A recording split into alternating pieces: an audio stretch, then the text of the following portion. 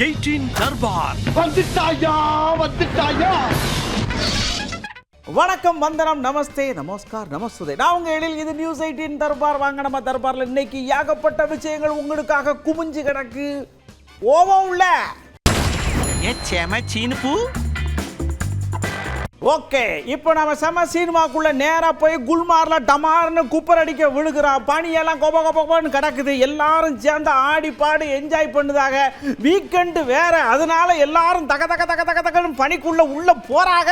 வாங்க அதை போய் என்ஜாய் பண்ணி பார்ப்போம்.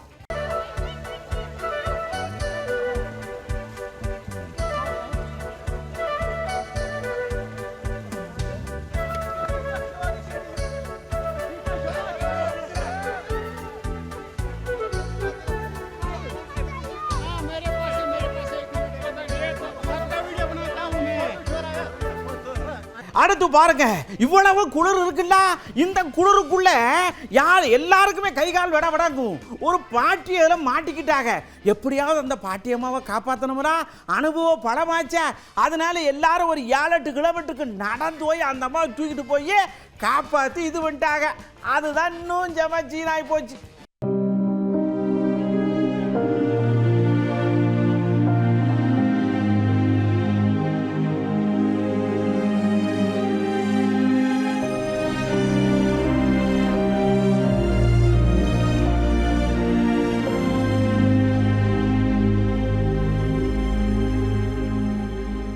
அடுத்து பாருங்க, சமோலின்னு ஒரு இடங்க உத்தராகண்டில் இருக்கான்.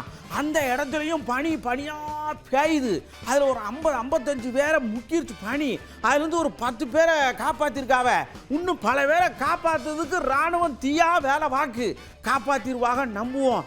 என்னதான் இருந்தாலும் நம்ம இயற்கையோட கொஞ்சம் அனுசரணை இல்லை, ஜாக்கிரதையாக இருக்கணும்.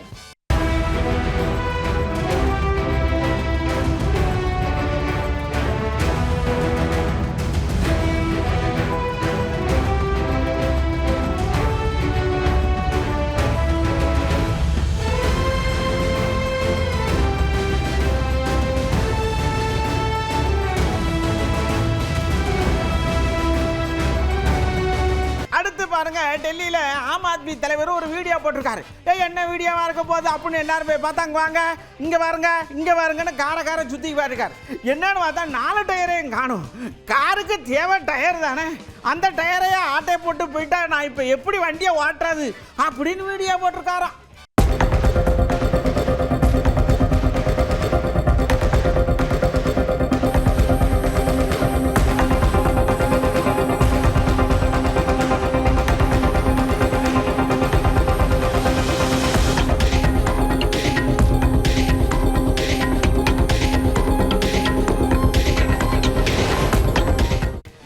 பாருங்க, ஒரு தம்பி புல்லட்டை வாங்கி டுப்புன்னு ஓட்டிட்டு போயிருக்கார். சில பேருக்கு அது பிடிக்கல. அந்த தம்பியோட கையை வெட்டி விட்டான்னு நம்ம நியூஸ் எல்லாம் பார்த்தோம்னா, இதுக்கு இப்படியா நீங்கள் பண்ணுவீன்னு சொல்லி அப்போ சர்ன்னு போய் மதுரையில் எல்லா இடத்துல இருந்து புல்லட் எல்லாம் கலெக்ட் பண்ணி ஊர்வலமாக நடத்திருக்காங்க. எப்படி எங்கள் புல்லட்டு ஊர்வலம் வருகின்றோம் சாதி ஒழிப்பு போராளிகள் அணி திரண்டு வருகின்றோம்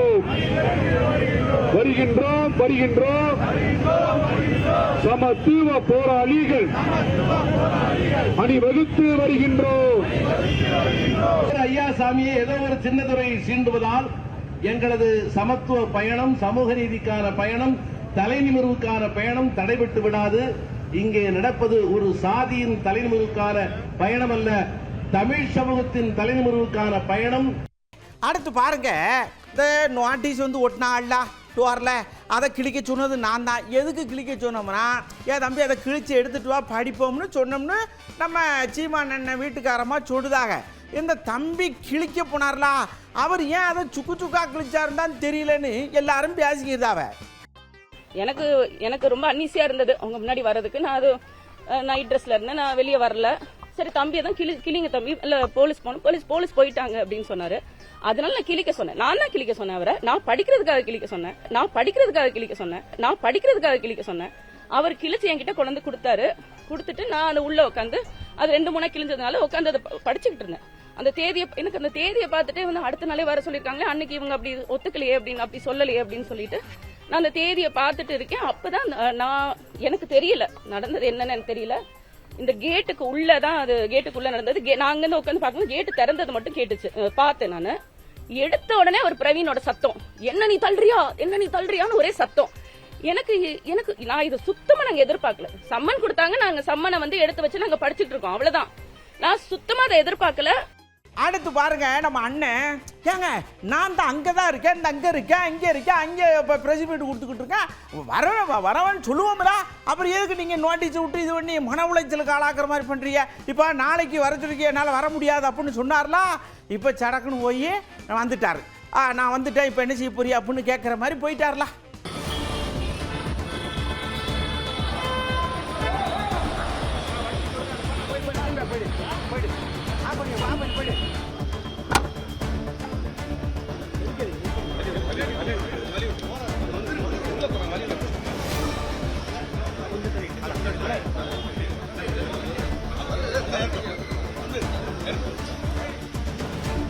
அவர் லெஃப்ட் ரைட் பார்த்து வர சொல்லு.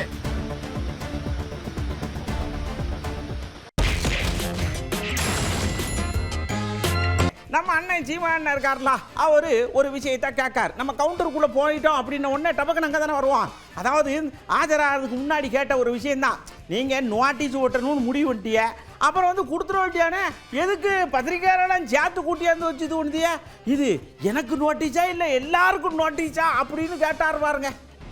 கதவுல ஓட்டிட்டு போறீங்க, வீட்டில் நிறைய பேர் இருக்காங்க, என் மனைவி இருக்காங்க, அவங்க கிட்ட கூப்பிட்டு கொடுத்துருக்கல. ஏன்னா அழைப்பானை வாங்கும்போது கையெழுத்துணும், நீங்க ஓட்டிட்டு போனா நான் கையெழுத்து இடலை, அப்போ அது தேவையில்லைன்னா அவங்க கிட்ட கொடுத்துட்டு போயிருக்கலாம்ல.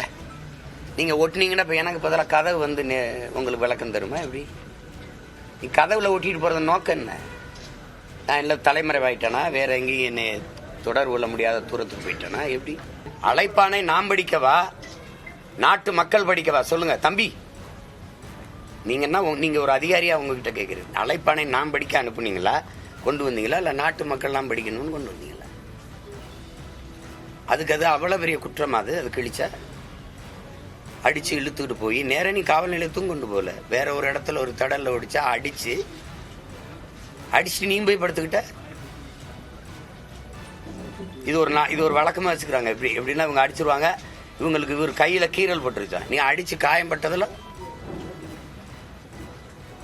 இவங்க எல்லாருமே என்ன நினைச்சுட்டு இருக்காங்கன்னா, 5 வருஷத்துக்கு ஒரு தடவை தேர்தல் வருது, பல முறை ஆட்சிகள் மாறுதுங்கிறத மறந்துட்டு இவங்களே அந்த நாற்காலியில் அப்படியே நிரந்தரமா பசையை போட்டு ஒட்டின மாதிரி நம்ம கீழே இறங்கவே போறது இல்லைங்கிற திமிரில் ஆடுற ஒரு ஆட்டம் இருக்குல்ல, அதுதான் அங்க அது கவனத்தில் வச்சுட்டு விளையாடணும். எல்லாம் விளையாடுறது. நீ பயப்படுறவனாவது ஒருத்தர் சொல்லுங்க.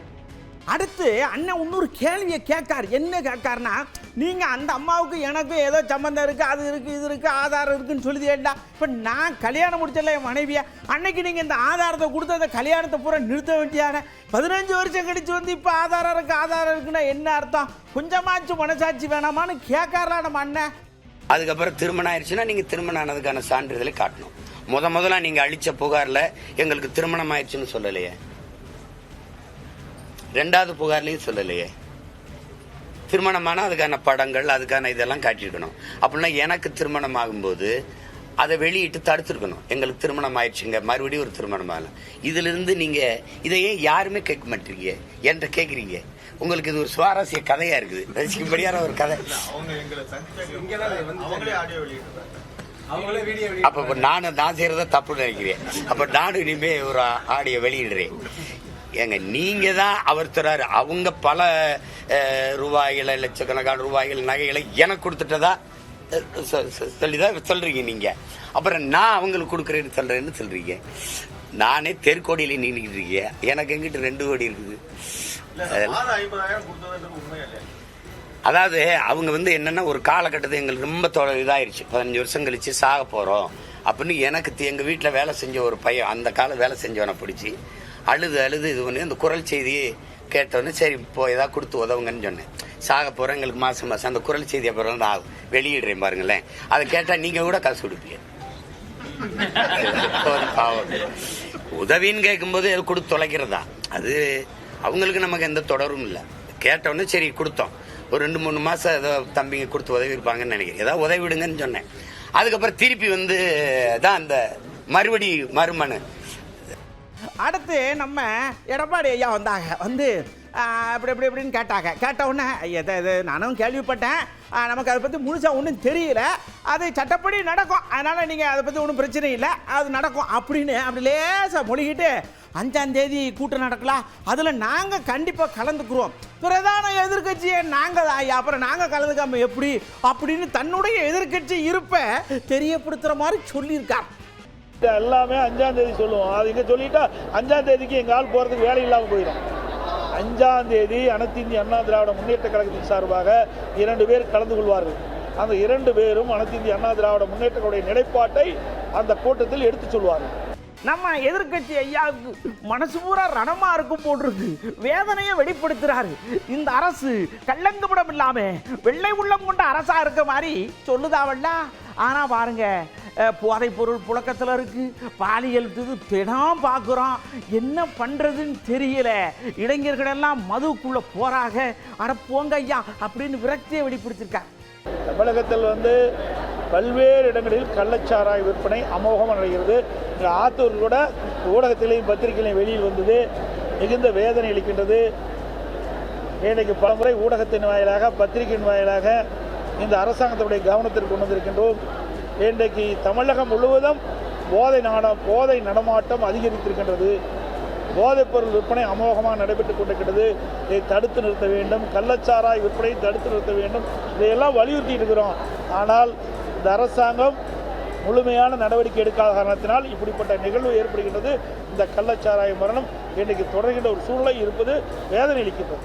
இந்த பாலியல் வன்கொடுமை நடைபெறாத நாளே இல்லை, அத்தனையும் உங்கள் பத்திரிகையிலையும் ஊடகத்திலையும் வெளிப்படுத்திட்டு இருக்கிறீங்க. ஆனால் இந்த அரசாங்கத்தில் மட்டும் தூய்மையான அரசாங்கம் நடத்துகிறோம், சட்ட ஒழுங்கு சிறப்பாக இருக்குது, தமிழகத்தில் பாலியல் வன்கொடுமை கட்டுப்படுத்தப்பட்டுக்கிட்டதான் சொல்கிறாங்க. ஆனால் நேர்மாறாக இருக்குது. இன்றைக்கு பள்ளியில் படிக்கின்ற சிறுமிகளுக்கு பாதுகாப்பு இல்லை. இன்றைக்கு வேலையே பயிர மேயிற மாதிரி இன்றைக்கு ஒரு சில ஆசிரியர் செய்கின்ற தவறு ஒட்டுமொத்த ஆசிரியர்களும் பாதிக்கக்கூடிய சூழ்நிலை ஏற்படுது, மிகுந்த வேதனை அளிக்கின்றது. அடுத்து நம்ம திரும்ப அண்ணன் வந்தாக, ரொம்ப ஒரு பிடி ஸ்ட்ரைட்டா, இதுக்கெல்லாம் காரணம் ஆளுநர் தான். அவர் தான் இந்த அங்கங்கே ஏதோ ஒன்று தில்லுவாங்கடி பண்ணிக்கிட்டே நம்ம எதிர்ப்பெல்லாம் இது பண்ணிக்கிட்டு தமிழ் அப்படி இப்படின்னு என்னென்னமோ பண்ணுறாருங்க, ஒன்றும் புரிய மாட்டேங்கி. யாருங்க இந்தியை தூக்கிட்டு வராதிங்க, அங்கிட்டு போயிருங்க, வேற எங்கேயாவது இந்தியை கொண்டு போய் வச்சு கொண்டாடுங்க, போங்கங்க ஏங்க அப்படிங்கிற ரீதியை அண்டைன்னு சொல்லிட்டு போயிட்டார். இந்தியாவில் பல மொழிகள் பேசுகிற தேசிய இனங்கள் வாழ்கிறோம், அதிலே ஒன்று இந்தி. தமிழை தாய்மொழியாக கொண்டவர்கள் கட்டாயம் இந்தி கற்க வேண்டும் என்று சொல்லுவது அவர்களின் ஆதிக்க போக்கை மீண்டும் மீண்டும் உறுதிப்படுத்துகிறது. இது எந்த வகையிலும் ஏற்புடையதல்ல. தமிழ்நாட்டில் மட்டுமல்ல, இந்தி அல்லாத பிற மொழியை தாய்மொழியாக கொண்ட எந்த மாநிலத்திலும் இந்தியை திணிக்கக்கூடாது என்பதுதான் விடுதலை சிறுத்தைகளின் நிலைப்பாடு. RN ரவி அவர்கள் ஒரே தேசம் ஒரே மொழி என்கிற RSS அஜெண்டாவை நடைமுறைப்படுத்துவதற்காக இப்படி தொடர்ந்து பேசி வருகிறார். தமிழ்நாட்டு மக்களை எதிர்காலத்தில் இந்தி பேசும் மக்களாக மாற்றுவது, ஒரே தேசம் ஒரே மொழி என்கிற நிலையை உருவாக்குவது, இந்திக்கு பிறகு சமஸ்கிருதமே இந்தியாவின் ஒற்றை மொழி என்று மாற்றுவது என அவர்கள் செயல்பட்டுக் கொண்டிருக்கிறார்கள். தமிழ்நாட்டு மக்கள் மிகவும் விவரமானவர்கள், விழிப்புணர்வு உள்ளவர்கள். RN ரவி போன்றவர்களின் மாய்மால பேச்சுக்கு ஒருபோதும் இவர்கள் இணங்க மாட்டார்கள், ஏமாற மாட்டார்கள். ஓகே, வளர்ந்து வரக்கூடிய தகவல் தொழில்நுட்பத்தில் இந்த ஹெட்போனும் காதும் அப்படியே இடைவெளியாத தோழிகள் மாதிரி ஒட்டிக்கிட்டு கிடக்குல்ல, அதை வச்சு தான் நம்ம மக்கள்கிட்ட போய் கேட்டோம் அவங்க மனசில் என்ன இருக்குன்னு. டாக்டர்கள்லாம் 2 மணி நேரத்துக்கு மேலே காதில் ஹெட்போனை வச்சிய காது கேட்காம போயிடும், அதனால எடுத்துருங்கன்னு சொல்லுதாவ. ஆனால் இப்போ இருக்கிற பொட்டு பொடிச்சு ஊரம் காதில், அதுவும் இந்த வண்டு மாதிரி சொருகி வச்சுக்கிட்டு வசன்னு தெரியுதுங்க. இதை பற்றி நீங்கள் என்ன நினைக்கின்னு நாம் கேட்டோம். ஆதங்கத்தை அள்ளி தெளிக்காக மக்கள். ஹெட்ஃபோன் ஒரு நாளைக்கு நான் எப்படியும் 10 மணி நேரம் யூஸ் பண்ணுவேன். மினிமம் நான் 12 ஹவர்ஸ் நான் ஹெட்ஃபோன் காதில் மாட்டி தான் இருப்பேன். நான் ஒரு அப் டு ஒரு 6 hours to 7 hours யூஸ் பண்ணுவேன். ஒரு நாளில் ஒரு 3 hours ஹெட்ஃபோன் யூஸ் பண்ணுவேன். ஹெட்ஃபோன் இல்லாமல் இருக்க முடியாது. எனக்கு என்ன, கஸ்டமர் அப்பப்போ கால் பண்ணிக்கிட்டே இருப்பாங்க, நான் வண்டியை நிறுத்தி பேசிட்டு இருக்க முடியாது. அப்போ ஏர்போன் இருந்துச்சுன்னா எனக்கு டைமும் மிச்சமாகும், நான் பாட்டுக்கு என்னோட வேலையும் நடந்துக்கிட்டே இருக்கும். ஃபோனில் எக்ஸாம் எழுதுகிற மாதிரி இது மாதிரி எல்லாம் வந்தால் நாங்கள் யூஸ் பண்ணுவோம். அதுக்கப்புறம் யூஸ் பண்ணுறது இல்லை. ரொம்ப டைம் ட்ராவல் பண்ணுறவங்களுக்கு ஹெட்ஃபோன்ஸ் யூஸ் பண்ணும்போது இட் வாஸ் லைக் கொஞ்சம் டைம் ட்ராவல் பண்ணுற மாதிரி ஃபீல் ஆகிறதுக்காக தே யூஸ் ஹெட்ஃபோன்ஸ். அவ்வளோ. நான் ஃபினான்ஸில் ஒர்க் பண்ணுறேன். ஹெட்ஃபோன் இல்லாமல் நம்மளால இருக்க முடியாது. எனி டைம் ஹெட்ஃபோன் வச்சு தான் ஃபோன் பேசுவேன். ஏன்னா ஒர்க் பண்ணுறதே அப்படி தான். ரன்னிங்கில் போய்கிட்டு இருக்கோம், கால் வச்சு பேச முடியாது. ஹெட்ஃபோன்னா அட்டன் பண்ணி பேசிக்கிட்டே ஓட்டலாம், நேராக பார்வை பார்த்து. இல்லை ஒரு எமர்ஜென்சி கால்னா ஹெட்ஃபோன் வந்து யூஸ் ஆகுது. இப்போ ஒரு இடத்துல சொமோட்டோ ஓட்டிக்கிட்டு இருக்கும்போது அட்ரஸ் ஏதாவது கேட்கணும் வைக்கணும், ஃபோனை நம்ம பார்த்துக்கிட்டே கேட்க முடியாது, கேட்டால் நம்ம கேட்கவும் செய்யாது. அதனால தான் ஹெட்ஃபோன் யூஸ் பண்ணுறது. ஹெட்ஃபோன் வந்து ஒரு ரிலாக்ஸுக்காக நாங்கள் பார்ப்போம், ஒரு அரை மணி நேரம் பார்ப்போம். ஒரு பாட்டு இது கேட்குறதுக்கு பார்த்துட்டு அதை வேலை இருக்கும்போது அதை கட் பண்ணிட்டு இது பண்ணி விட்டுருவோம். நான் வந்து ஹெட்ஃபோன் யூஸ் பண்ணால் காதுக்கு தலைக்கு எல்லாத்துக்குமே பாதிப்புன்னு தெரிஞ்சு நான் இது வரைக்கும் ஹெட்ஃபோன் யூஸ் பண்ணாமே என்னோட பிஸ்னஸையும் மூவ் பண்ணிட்டு இருக்கேன், என்னோட லைஃபையும் நான் மூவ் பண்ணிட்டு இருக்கேன். ஹெட்ஃபோன் போட்டுக்கிட்டு எனி டைம் சுற்றிக்கிட்டே தான் இருக்கிறாங்க. எவ்வளவோ பிரச்சனைகள் வருது காதில் பிள்ளைங்களுக்கு. காதினுடைய ஒலி கேட்கும் திறன் வந்து ஒரு குறிப்பிட்ட காலத்தில் அது வந்து பழுதடைவதற்கான வாய்ப்புகளும் இருக்குது. எலக்ட்ரோ மேக்னெட்டிக் வேவ்ங்கிற ஒன்று வந்து நமக்கு வந்து இதை உண்டாக்கும். அதனால் அதை பயன்படுத்த தவறு தான். அடுத்து நம்ம உசாருக்குள்ள போற மக்களை நல்லா கவனிச்சுக்கிடுங்க. வெயில் ஓவரா இருக்கு, அதனால எளிதில் தீப்பிடிக்கக்கூடிய பொருள்லாம் இருக்கலாம், அதை நீங்க கவனமா கொண்டு போகணும்னா விழுப்புரத்து பக்கத்துல இந்த வக்கக்கட்டெல்லாம் ஏற்றிட்டு போயிருக்காங்க. ஏற்கனவே மொறுன்னு இருக்கும், அது எப்படியோ இந்த மின்சார கம்பியில லேசா சரக்குன்னு உரைச்சினோன்னா தீ பிடிச்சி. அதனால இந்த வக்கக்கட்டுகளையும் இந்த மின்சார கம்பி இருக்குதா இதுக்கு தட்டாத அளவுக்கு எடுத்துட்டு போனா என்ன, அதை தாண்டி தூக்கிட்டு போறதுக்கு ஏன் இப்படி பண்ணுதிய?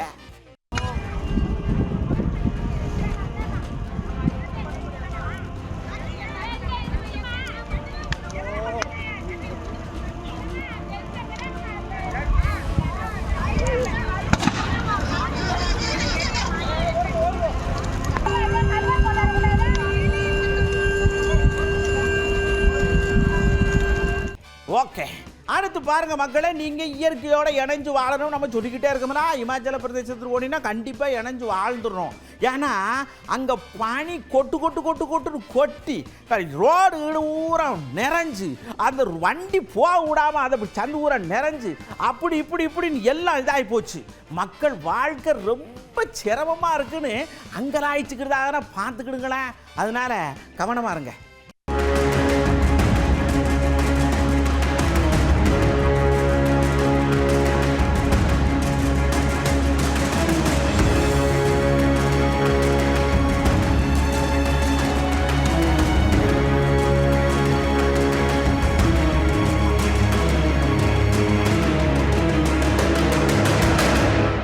ஓகே, அடுத்து பாருங்க நம்ம இயற்கை எப்படியெல்லாம் அதுக்கும் கொஞ்சம் டயர்ட் ஆகும்லா. அருணாச்சல பிரதேசத்தில் ஒரு மலை என்ன ஒன்று இருக்கு, அப்படியே செவனேன்னு இருந்திருக்கு, வண்டி காடெல்லாம் போயிட்டு இருந்திருக்கு. திடீர்னு பார்த்தா சரன்னு சரிவே ஆகி போச்சு. அதனால வண்டி ஓட்டும் போது காலநிலையை அறிஞ்சு ஓட்டுற மாதிரியான விஷயத்தையும் நீங்க கத்துக்கிறணும்னு சொல்லணும். நாங்க அம்புடுத்தியா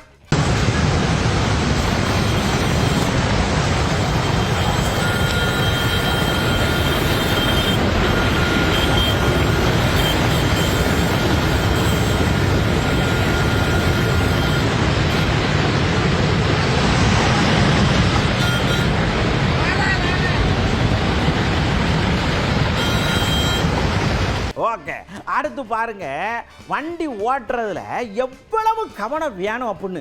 முன்னாடி வண்டி போகுது, பின்னாடி வண்டி வருது, நாம நடுக்கொண்டு போறோம். அப்ப எவ்வளவு பொறுப்பு இருக்குன்னு தெரியுமா? அதை விட்டுவிட்டு நம்ம வந்துட்டோம், நம்ம இடம் வந்துச்சு, தடக்குன்னு கதவை தரலான்னு சொல்லி மடக்குன்னு தரதுன்னா பின்னாடி ஓடி வந்து டம்முன்னு இடிச்சு கீழே விழுந்துட்டு ஹரியானாவில். இது தப்பு இல்லையா? பின்னாடி முன்னாடி பார்க்கணும். பிற கீழே விழுந்து அவன் எந்திரிச்சு வந்து நம்மளை நொங்கிடுவானா இல்லையா? ஏங்க இப்படி பண்ணுதியே?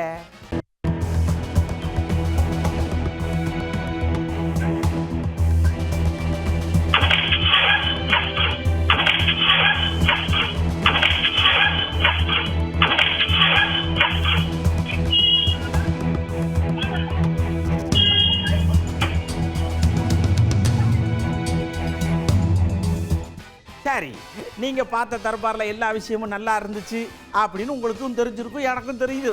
ஆனா இந்த உஷாரான விஷயத்துல மட்டும் நீங்க ரொம்ப அஜாக்கிரதையா இருக்கீங்க. ரொம்ப உஷாரா இருங்க, வண்டி ஓட்டும் போது ரொம்ப கவனமா இருங்க. வெயில் காலம் ஜாஸ்தியாகி போச்சு, அங்கங்கே இந்த வைரஸ் காய்ச்சல் எல்லாம் வந்துக்கிட்டே இருக்கு. அதனால மருத்துவர்கள் அறிவுரையோட மருந்து மாத்திரை எடுத்துக்கோங்க. சில நேரம் வாயெல்லாம் கசக்கும், அப்படியே கை காலெல்லாம் விடன்னு இருக்கும். என்னிச்சிய பார்த்து தான் இருக்கணும். அடுத்த தர்பாரில் இன்னும் நிறைய விஷயத்தோடு உங்களை வந்து சந்திக்கேன். அது வரைக்கும் உங்களிடமிருந்து அன்புடன் வணக்கம் கூறி விடைபெற்றுக் கொள்வது உங்கள் அன்பு நண்பன் எழில். வணக்கம் மக்களே. 18 தர்பார் வந்துட்டாயா.